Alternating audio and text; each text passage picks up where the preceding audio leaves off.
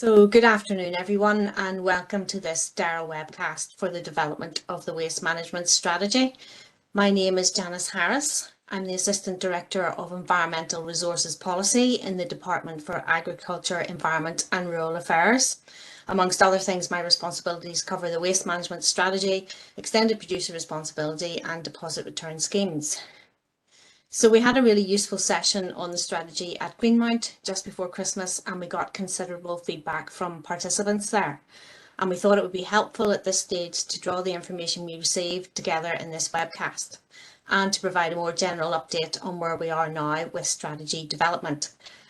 But before going any further, let me start by introducing the panellists for today. First off, we have Roderick Tate, who heads up the Waste Strategy team in DARA.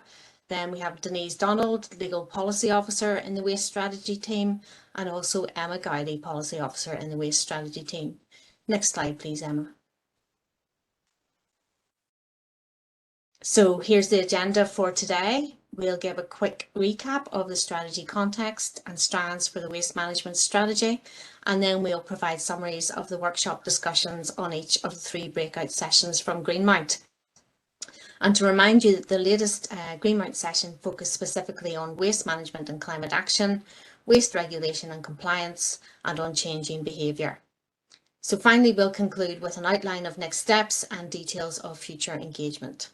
So now over to Roderick Tate, who will kick us off with a recap of the strategy strands. Thank you, Janice. So once again, welcome everyone to this webcast.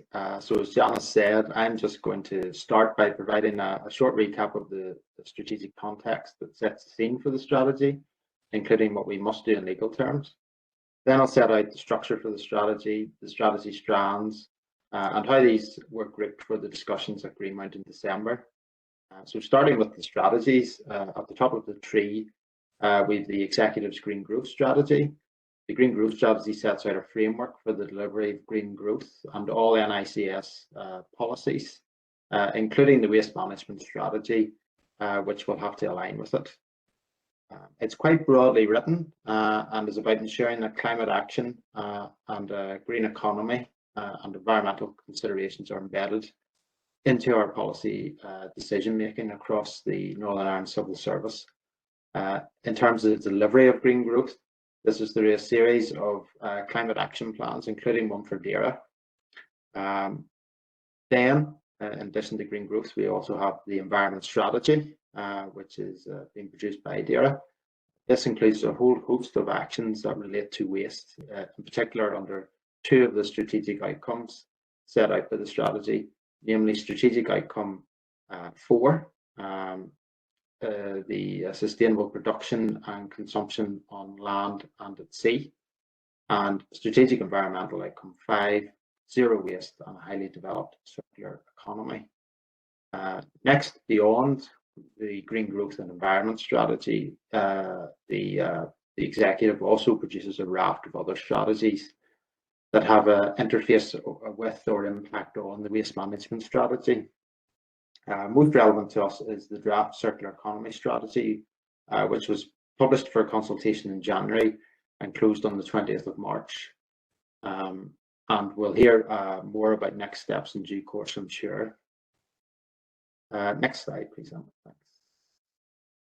So turning to the legal requirements underpinning the waste management strategy, as mentioned previously at the workshop in Greenmount, DARA has legal obligations to produce a waste management plan under the Waste and Contaminated Land Order, which is what our waste management strategy will be.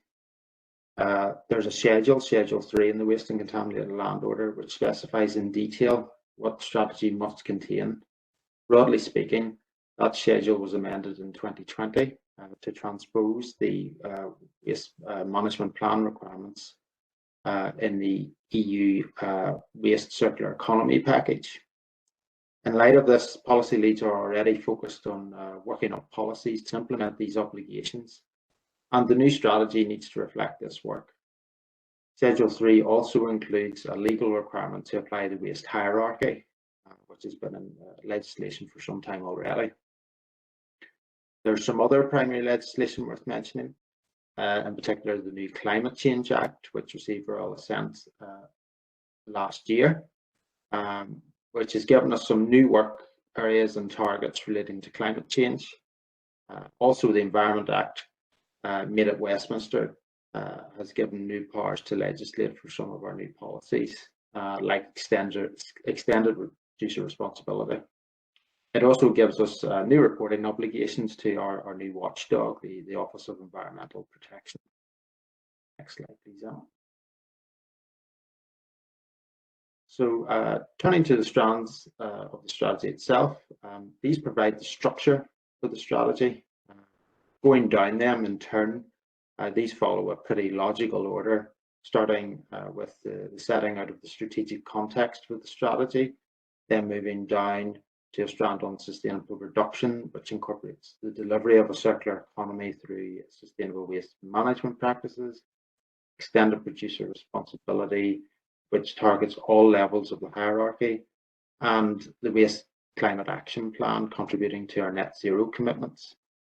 Then the strands move through the waste hierarchy from prevention to disposal, with the last 4 strands the key supporting elements for the strategy, in particular behavioural change, legislation, funding, data and research and development, and then finally governance. There's no neat way to do something like this, and there will be obvious overlaps between the strands, but overall the strands provide a method to capture the strategy's various elements. So the strands provide a starting point for the structure of the strategy and a method to capture its various elements, but clearly we know that there are overlaps between the strands. At the last workshop in December, we therefore looked at the strands in blocks of 3 in the context of 3 specific policy areas. First session and its breakout, we grouped strands 1, the need for change, 2, sustainable reduction, and strand 5, extracting value and preventing harm, together to gather feedback on what the strategy should say for waste climate action and the biodegradable waste landfill ban in particular. Then for the second session, this grouped strand 7, robust legislation, strand 8, supporting innovation, and strand 9, delivering progress.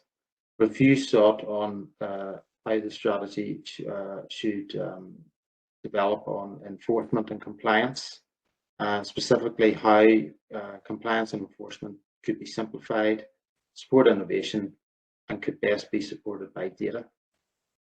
Finally, the third breakout session grouped strand 3, avoiding waste, strand 4, retaining our resources, and strand 6, changing behaviour, to seek ideas on what the strategy should say about driving behavioural change to prevent waste and improve recycling. So that includes my recap of the context and the waste strategy strands. I'll now hand back to Janice.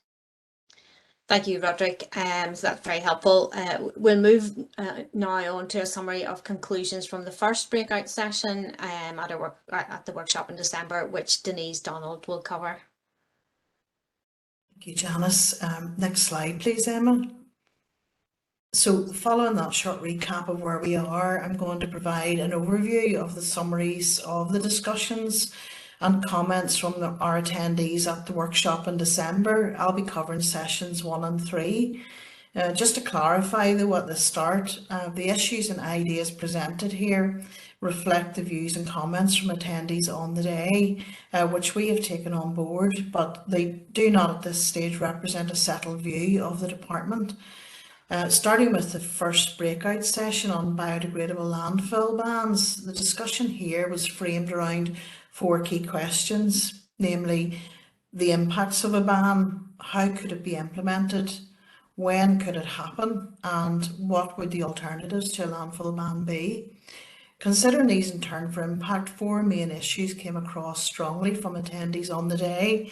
Firstly, illegal dumping. Several concerns were raised on the potential unintended consequences of a landfill ban, in particular the potential for increased illegal dumping and fly tipping, but also cross-border illegal waste movements and legal waste exports to perhaps avoid a ban.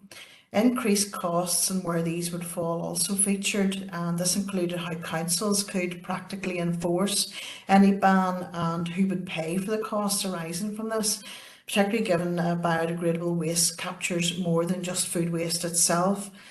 Capacity. In order for a ban to work, Northern Ireland requires appropriate capacity to divert waste from landfill.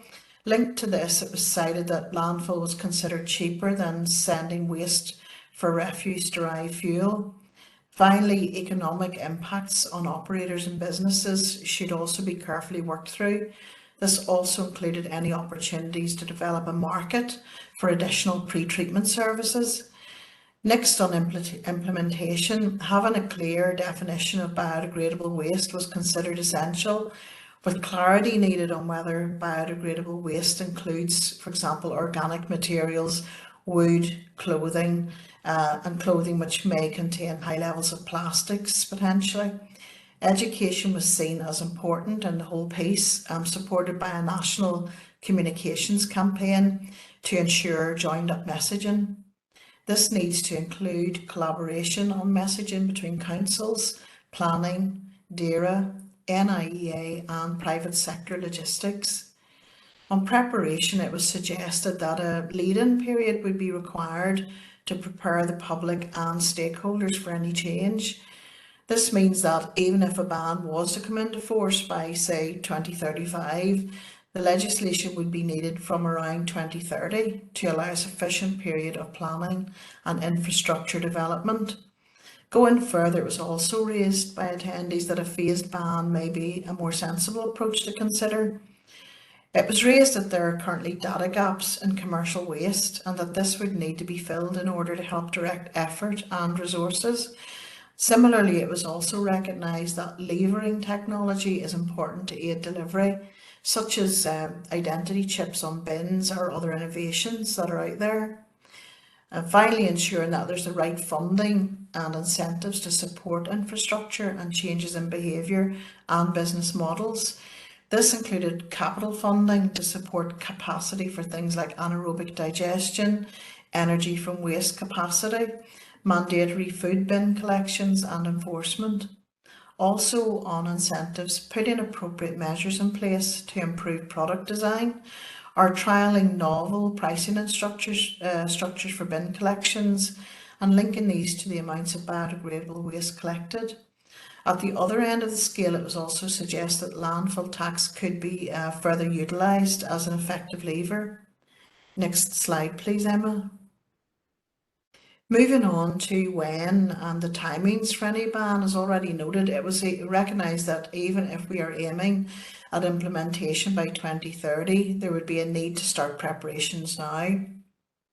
This is especially true for small businesses, as they will need a considerable lead-in period.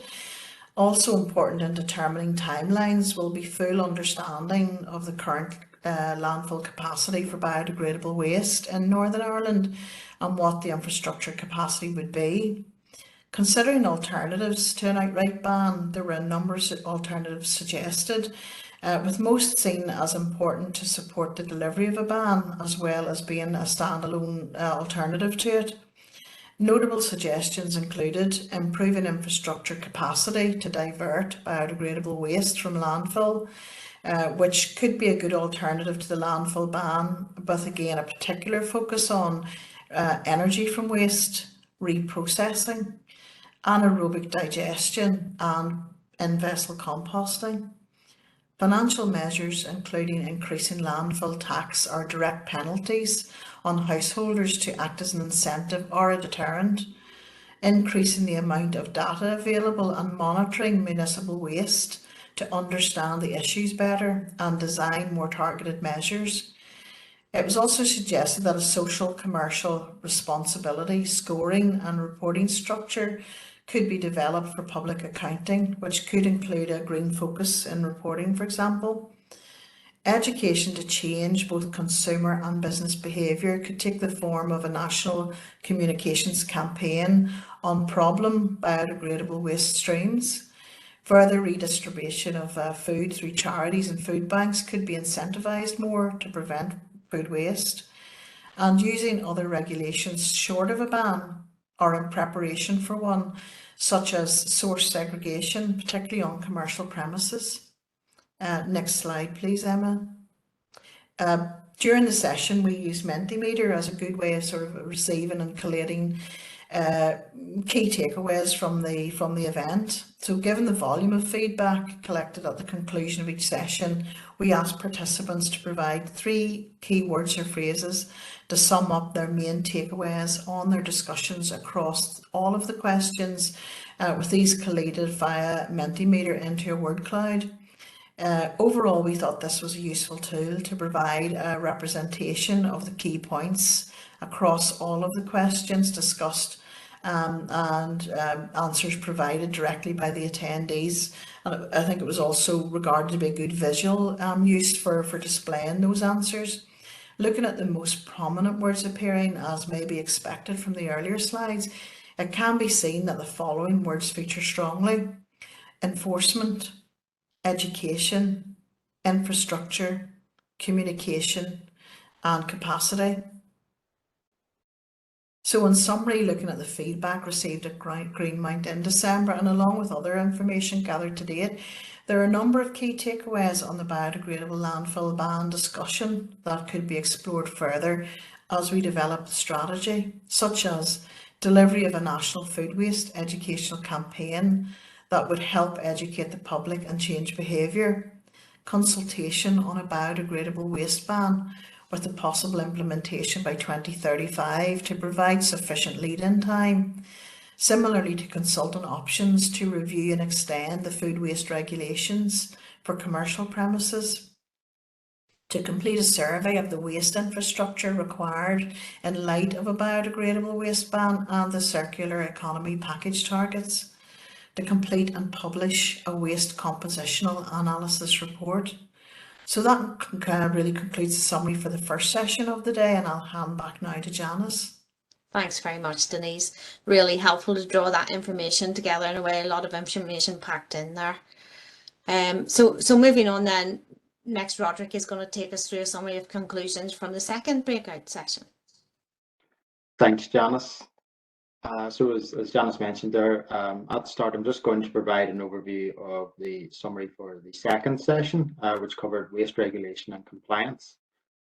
Just to restate, as Denise did, the issues and ideas presented here reflect the comments from attendees at the workshop in December, rather than a departmental view at this stage. So looking at the second breakout session, the discussion here was focused around the following questions. What is needed on regulation and compliance? What are the opportunities? How could these be realized? And what are the potential risks? Considering these in terms of what is needed, 4 issues came across strongly from attendees.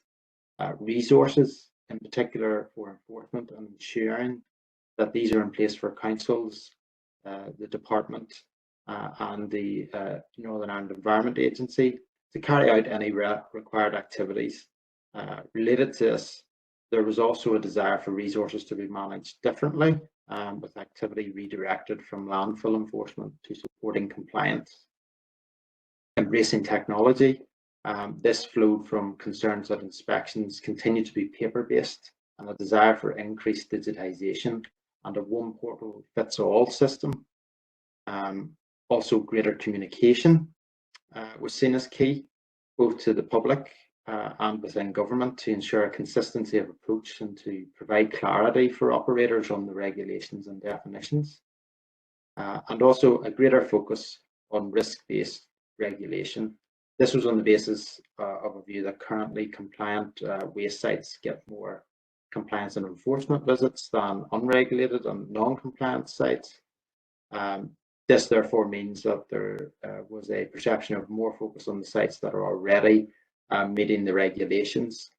There was also asks for greater consistency in inspections, with more resources and money directed towards this to ensure a level playing field for all operators. Next, on the opportunities, self-regulation was cited, coupled with a fairer system and a level playing field in terms of inspections, as mentioned.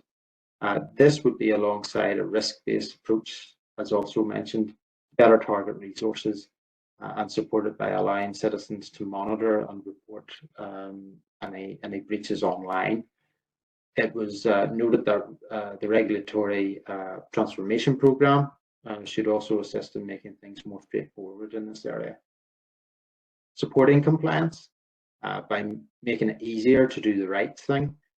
Ideas suggested included peer support for smaller businesses alongside an overhaul of the fees and charges system to incentivise good practice and punish non-compliance. Consideration of the Proceeds of Crime Act was also raised, and it was noted this follows this act follows the perpetrator and pursuing civil as well as criminal sanctions against any issues that are exposed. Improved information was also seen as important, in particular to aid understanding and increase education at all levels. For this, it was noted increasing public confidence in the system can aid compliance. Again, having data available was also recognised as crucial to supporting a risk-based approach. This included leveraging waste tracking data to make best use of it and ensure resources are focused on operators which pose the greatest risk. And then finally, cost savings, which could be generated from all of these and improved further through better reuse and prevention to cut down the amount of waste generated and the need for regulation and compliance in the first place. Next slide, please, Hannah. So moving on to how do we realise these opportunities? Improving guidance was seen as key to ensure that this is fit for purpose to aid compliance. Linked to this was also clarifying guidance issues such as the definition of waste and end of waste, improving inspections, in particular by streamlining them, providing consistent training and better succession planning, and ensuring enforcement keeps up with the developments in the industry. Improving the amount and availability of digital information was also seen as important, so this can support real-time assessments of risk and compliance. And then also building capacity in the industry, including considering having qualifications at management level, retaining experience and making the industry more attractive to new talent. In doing so, it was hoped that this could help change mindsets from thinking about the word waste and changing it to resources when thinking about the waste industry more generally. Next, on the potential risks, a number were identified. In particular, it was identified that there could be negative impacts of having too much change too soon, which could be compounded by poor communications. Compliance costs and application costs were also recognised to increase with any changes, creating barriers and resistance, which, as mentioned, would only be amplified if these changes aren't communicated clearly and appropriately. Changes also need to be supported by appropriate training for operators. If these are not met, improvements will not be delivered.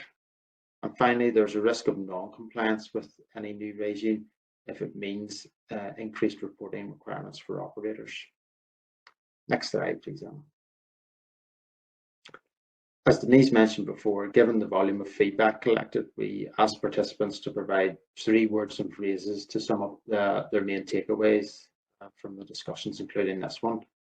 And these were collated into a word cloud. So looking at the most prominent words appearing, as may be expected from the discussion summaries, it can be seen that the following feature strongly: financial provision, possibly relating to inspection resources, penalties, or both. Education, training, clarity, and risk-based approaches. Next slide, please, Anne. So again, in summary, looking at the feedback received at Greenmount both in December and September, and other information gathered to date, there are a number of key takeaways that could be explored further on waste regulation and compliance as we develop the strategy.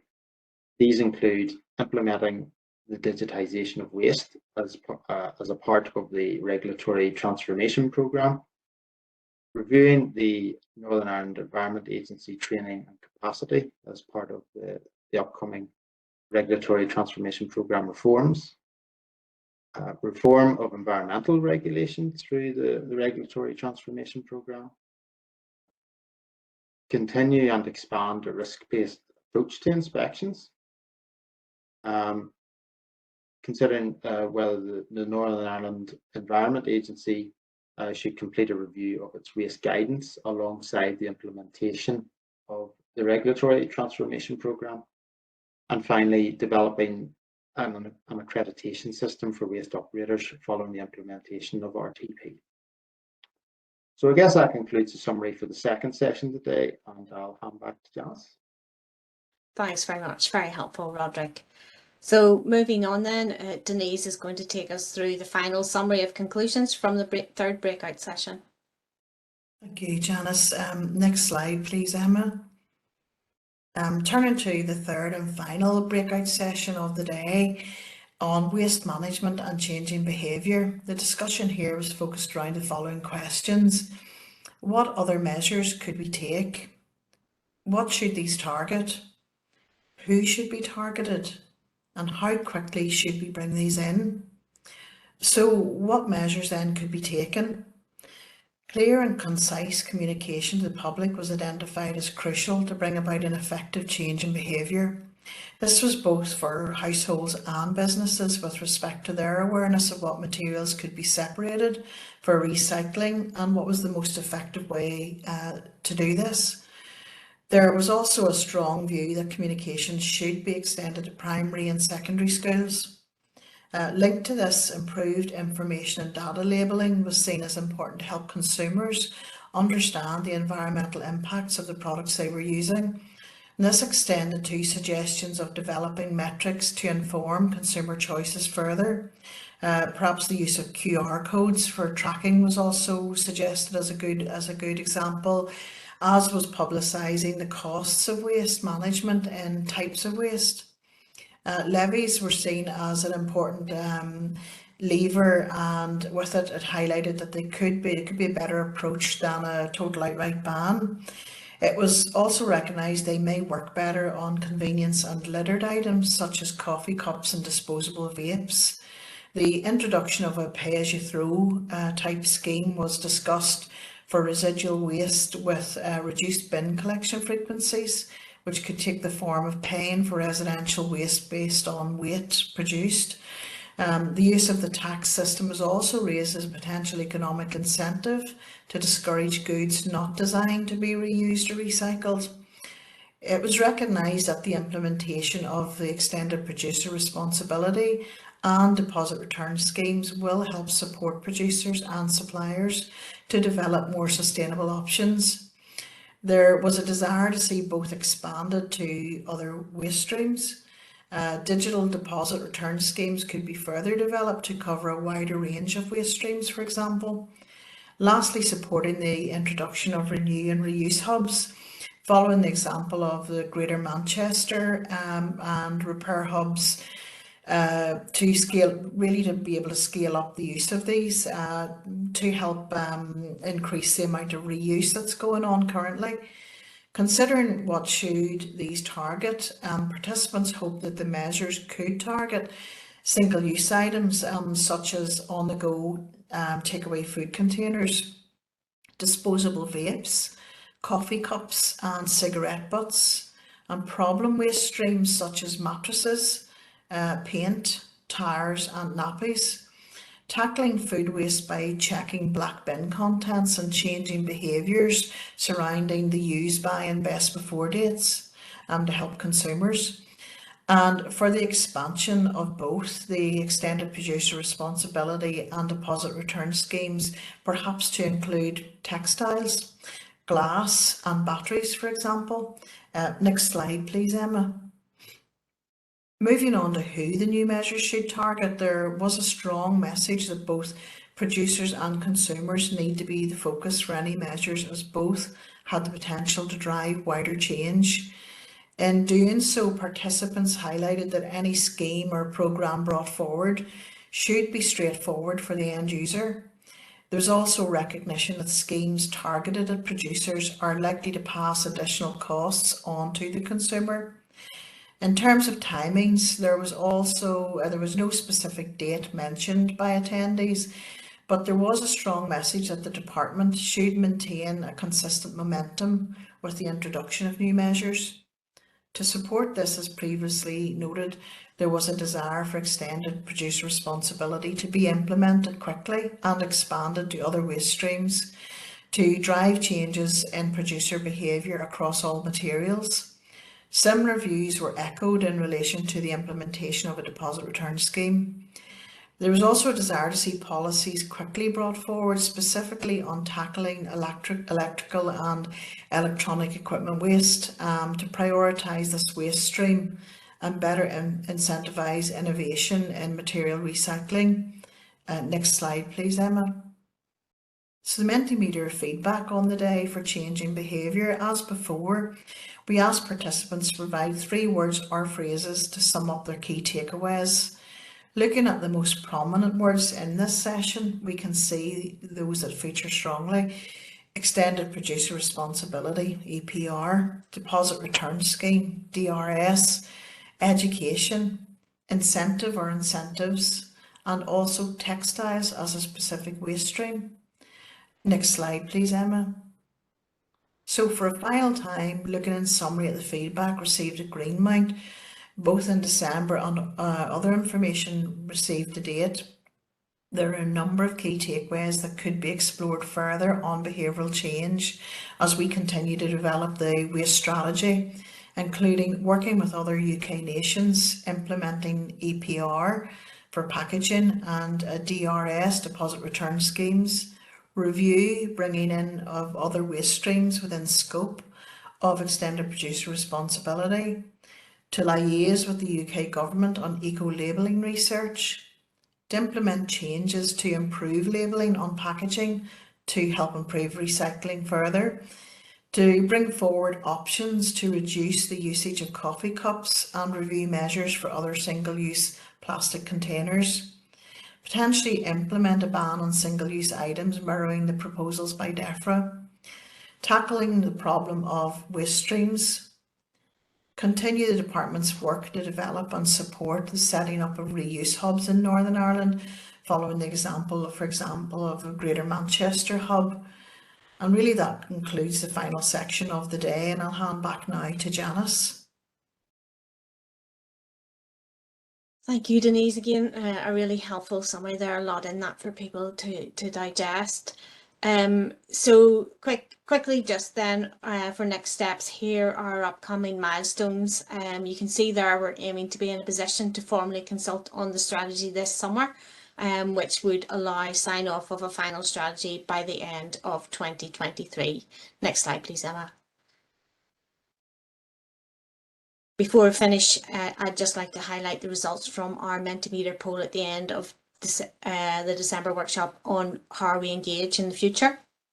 This shows strong support for our approach of holding in-person events supported by digital engagements like this. So building on this, we'll be hosting a stand at this year's Balmoral show in Lisburn from the 10th to the 13th of May. And we'll be canvassing views on waste management there. So we hope to see you there. Next slide, please, Emma. And just before we go, we have some further information on screen, which we hope you find helpful. We'll also publish this slide deck on our waste strategy webpage so that you can use the hyperlinks. So we have here the link to the waste policy tracker, which shows the status of all DARA's current and future waste policies, which we update regularly. A link to the slide for both previous Greenmount workshops and a digital write-up of the contributions. And also there is included the link to the latest extended producer responsibility webinar that we did just in February past there. So it just remains for me to say that's all for us. Thank you again for your time, and we hope to see you at the Balmoral show. Thank you.